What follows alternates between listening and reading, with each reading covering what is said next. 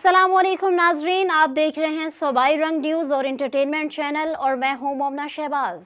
सबसे पहले नजर डालते हैं आज की आम खबरों पर। खबर शामिल करते हैं भक्कर से। हमारे ब्यूरो चीफ सैयद मुशर्रफ अली शाह की रिपोर्ट के मुताबिक CEO हेल्थ भक्कर डॉक्टर तीको रहमान खान का जिला भक्कर के दूर दराज के अस्पतालों का अचानक दौरा।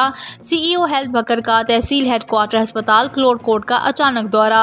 तमाम शोबाजात का फर्दन तफसीली मुआयना। मरीजों की इयादत करते हुए अस्पताल इंतज़ामिया की जानिब से फ्राहम करदा तिब्बी सहूलियात के बारे में दरियाफ्त किया। सफाई सुथराई इंतजामात की सूरत हाल बेहतर बनाने के अहकामात। बुनियादी मरकज़ सेहत मेबल का भी दौरा। सफाई सुथराई को मज़ीद बेहतर बनाने के खसूसी अहकामात। अवामुन्नास को तिब्बी सहूलियात की उम्दा फराहमी यकीनी बनाने के अहकामात।